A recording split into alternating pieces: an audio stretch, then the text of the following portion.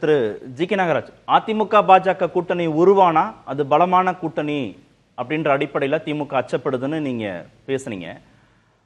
திரு பாபு முருகவேலும் சொன்னார். ஆனா திரு ஷானவாஸ், பாஜக தமிழ்நாட்டு நலனுக்கு எதிரான கட்சி, அவங்க அதிமுகவோடு கூட்டணி வச்சுக்கிறதன் மூலமா தமிழ்நாட்டுக்கும் பாதிப்பு, அதிமுகவுக்கும் பாதிப்புன்னு ஒரு பெர்செப்ஷனை உருவாக்க முயற்சிக்கிறாங்களே. இல்ல, அவங்க தமிழ்நாட்டின் நலனுக்கு எதிரான கட்சினா நாங்க 2% இருந்து இன்னைக்கு எங்க கூட்டணி 18% எப்படி வந்தது? பாஜக 11% எப்படி வாங்க முடிஞ்சது? நாங்கள் வளர்ந்து கொண்டிருக்கிறோமே எப்படி? நீங்க ஒரு பொய்யை கட்டமைச்சு வச்சிருந்தீங்க. எப்படி வடக்கு தெற்கு ஆரியம் திராவிடம் இனம் மதம் மொழின்னு பிரிச்சு வச்சிருந்தீங்களோ அந்த கட்டமைப்பை எங்க தலைவர் உடைக்க ஆரம்பிச்சிட்டாரு. இன்னைக்கு உண்மை மக்களை சென்று அடைகிறது. இப்போ சீமான் பேசியதுக்கு அப்புறம் பெரியார் குறித்து பெரியாரே மண் அப்படின்னு சொல்லதுக்கு அப்புறம் இன்னைக்கு தாக்கம் எப்படி இருக்கிறது? இந்த உண்மை வெளியே ஆரம்பிச்சு இது மாதிரி பலர் இன்னைக்கு பேச ஆரம்பிச்சுட்டாங்க. அதை விட நம்ம திமுக நண்பர் சொன்னாரு, கொச்சையா பேசிட்டாங்க. எம்ஜிஆர் குறித்து எவ்வளவு கொச்சையாக கருணாநிதி அவர்கள் பேசினாருன்னா அது வரலாறு. மலையாளியும் பேசினாரு, ஊமையும் பேசினாரு. இல்ல சார், அதிமுக கூட்டணியில் இருந்தது கிடையாது அப்படி பேசாம இருக்கிறதுக்கு. இல்ல கரெக்ட் சார், நீங்க பேசுறதுல முரண் இருக்கு. நான் பேசி முடிச்சிடுறேன். நீங்க பேசுறதுதான் பிரச்சனை. அக்கறை காமிக்கிறீங்களே, திடீர்னு அதிமுக மேல அக்கறை காமிக்கிறீங்களே. ஜெயலலிதா அம்மையாரை எவ்வளவு கஷ்டப்படுத்துறீங்க? சட்டசபையில மாணவர் திமுக போன கட்சி சார் அது. சர்வதிகாரம்னு சொன்னீங்களே, திமுக போன கட்சி அது. இருக்கு சார், போன கட்சி அவ்வளவுதான், அங்கே முடிஞ்சது. கேட்டீங்களா? அதிமுகவோட கூட்டணி வச்சுக்க போறது இல்ல. எம்ஜிஆருடைய கட்சியாக தான் அழைக்கப்பட்டது. பிரசாந்த் கிஷோருடைய நேர்காணல்ல திமுக வளர்ந்தது. ஆனா திமுக எந்த அளவு வளரிட்டே இருங்க. தமிழ்நாட்டில் நம்ப போறது இல்ல.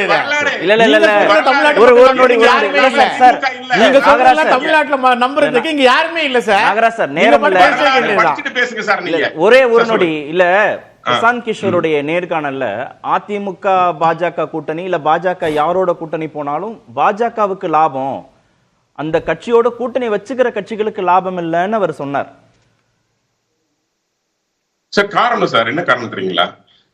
குஜராத்ல 25 ஆண்டுகளா ஆண்டு வச்சிருக்கோம். ஆஞ்சிருக்காரு நரேந்திர மோடி அவர்கள் 15 ஆண்டு காலம் முதலமைச்சரா இருந்தாங்க. 10 ஆண்டு காலம் ஆட்சி நடந்து கொண்டிருக்கிறார். மத்தியில 10 ஆண்டு காலம் ஆட்சி செஞ்சிருக்கிறோம். ஒரு ஊழலை சொல்ல முடியுமா? ஒரு ஊழலை சொல்ல முடியுமா? நான் காங்கிரஸ் மீது பட்டியல் 50 ஆண்டு காலத்துல எவ்வளவு ஊழல் பண்ணாங்க பட்டியலிடலாம். திமுக மீது தொடர்ந்து நான் பட்டியல முடியும். எத்தனை விஞ்ஞான ஊழல் இருந்து எத்தனை ஊழல் சொல்ல முடியும். ஒரு ஊழல் நீங்க பாஜக மீது சொல்ல முடியுமா? திமுக அவர் சொன்னாரு, ஒரே நிமிஷம் முடிச்சிடறேன். அது அவர் சொன்னாரு, அண்ணாவுடைய கொள்கை என்ன? திமுக ஆரம்பிக்கும் பொழுது அண்ணா சொன்னது பொருந்தா கல்யாணம் தான் இந்த கட்சியை தோற்றுவிக்கிறார். பெரியாருடைய பொருந்தா கல்யாணம் இந்த கட்சி தோற்றுவிக்க காரணம்னு சொன்னாரு. இதுதான் அவங்க கொள்கையான்னு கேட்கறேன். இப்படி வெறுப்பிலேயே வளர்ந்து வெறுப்பால் வளர்த்தப்பட்ட கட்சி திராவிட முன்னேற்ற கழகம். இவங்க பாஜக பேசுறதுக்கு அறிகுறியே நிக்காம நம்ம வெளியில உண்மை சொல்லியானுமல்ல. வெறுப்பு அரசியல் தான் பேசுறாங்க. நேர குறைவா இருக்கு. நம்ம அதனால சொல்றேன், பாஜக வளர்ந்து கொண்டிருக்கிறது கூட்டணி தொடர்பான விவாத பொருளுக்குள்ள இதை கொண்டு வந்தோம்னா நல்லா இருக்கும். ஷானவாஸ் பேசினாங்கன்னா ஜி.கே. நாகராஜ்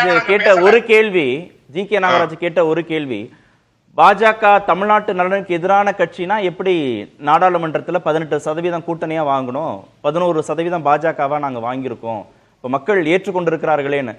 அப்ப அதிமுகவோடு அவங்க கூட்டணி வைக்கிற போதும் பெர்செப்ஷன் இருக்கதானே செய்யும். ஏன்னா அவங்க 2021 75 இடங்கள் வாங்கினாங்க கூட்டணியா. இப்ப இந்த முறையும் கூடுதல் இடங்கள் வாங்குறதுக்கான வாய்ப்புகளே இருக்காதான் அவங்களுக்கு? அதாவது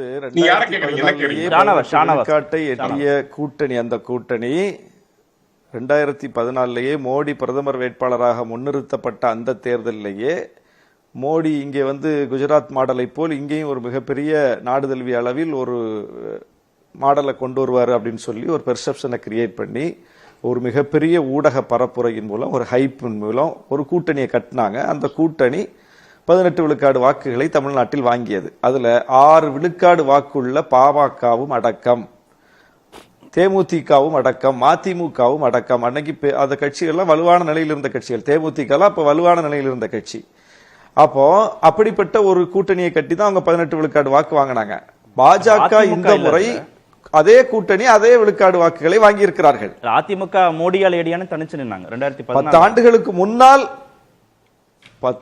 அதுதாங்க அதே மாதிரிதான் திமுக அதிமுக இல்லாமல் 2014 வாங்கின ஓட்டு தான் இப்ப 2024 திமுக அதிமுக இல்லாம அதே 18 விழுக்காடு ஓட்டை வாங்கியிருக்காங்க. இதுல என்ன மக்கள் இவங்களை ஏத்துக்கிட்டாங்க? அதுல ஒரு 4-5 கட்சி தலைவர்களை தாமரை சின்னத்துல நிக்க வச்சு அவங்க கட்சி ஓட்டையும் சேர்த்து இவங்க கணக்குல எழுதி வச்சிருக்காங்க. இதுதான் வளர்ச்சியா? நீங்க அதே இடத்துல தான் இருக்கிறீங்க. தமிழ்நாட்டு மக்கள் உங்களை ஒன்னும் முன்னேற்றி கொண்டு போகல. ஏன்னா தமிழ்நாட்டு மக்களினுடைய முன்னேற்றம் தொடர்பா உங்களுடைய நிலைப்பாடு எதுவுமே இல்லையே, எல்லாமே எதிர்நிலைப்பாடெல்லாம் இருக்குது. பேரிடர் நிவாரண நிதியிலிருந்து